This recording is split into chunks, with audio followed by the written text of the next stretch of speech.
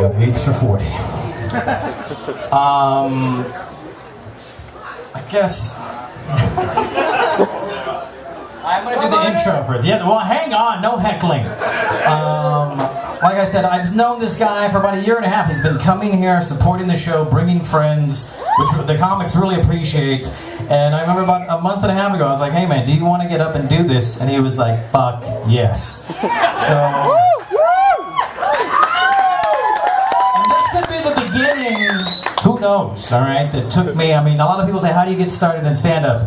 I say a series of failed relationships and a bad substance abuse problem. Always, that's how I got started. That and working at Mervin's for several years. Big up for Mervin's. Ladies and gentlemen, I'm going to introduce... Oh man, you have the worst penmanship. Fuck you, you're drunk. I'm not drunk, I'm high. Introducing the sensational character find of 1985. Hailing from Miami, Florida, he's the white guy in the Two Life Crew. Give it up for Raph, everybody!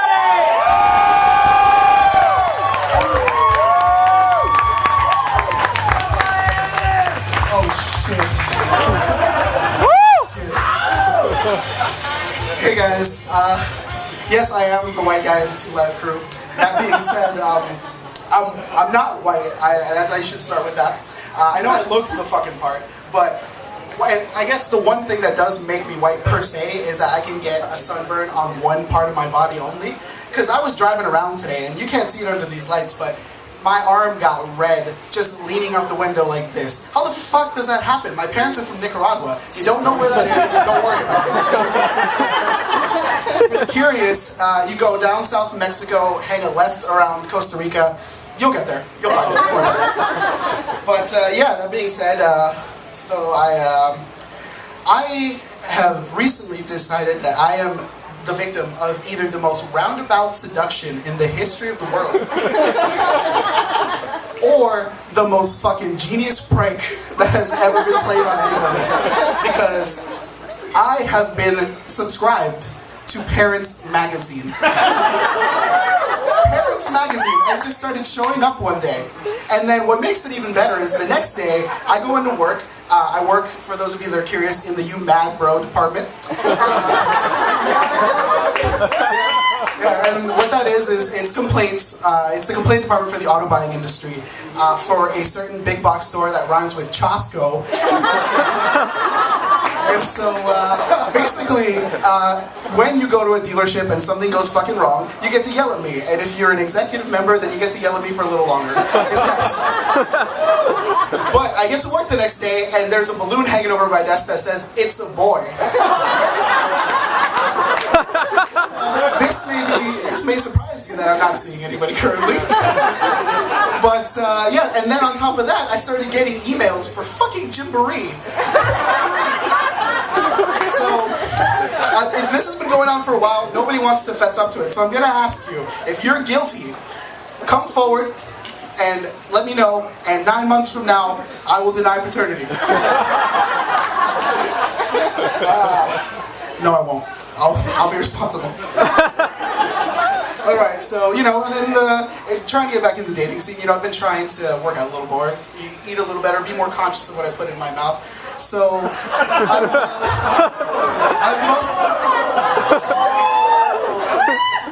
I've mostly been dating Whole Foods employees and fitness instructors.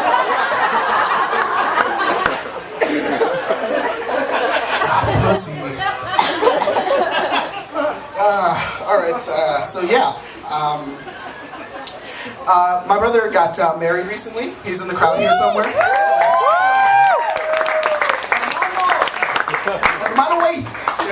So he got married. It was a nice ceremony. But the thing is, I thought we were just going to sign a piece of paper. And we get there, and they have this nice little thing. They put you in the room. But then they're like, yo, chill. They're the ones getting married. You gotta wait over here. They have a wedding reception room. This is the most fucked fucked up shit. It's like an emotional holding cell. You walk into there and benches everywhere.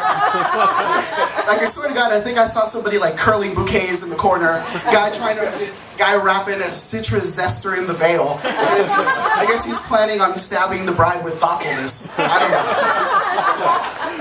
But yeah, so it was cool. I mean, I had to wait there for a while. There was a couple planning a thing, whatever. But you know, the hardest part of being in an emotional holding cell is figuring out which bridal registry you want to align yourself with. Like, it's a tough sell. It's a tough sell.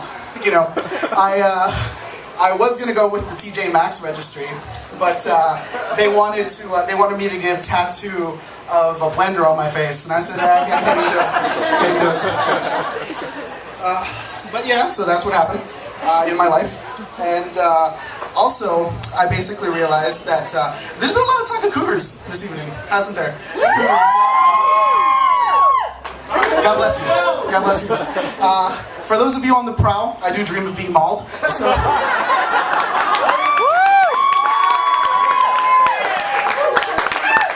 So if you're thirsty, divine this way.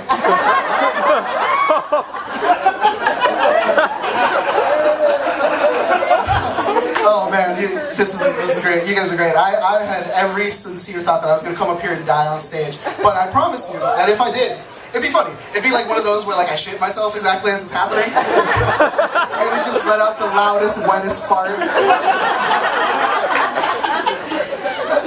Oh man. Oh man. And that's what I got. Thanks guys. This has been a fucking blast.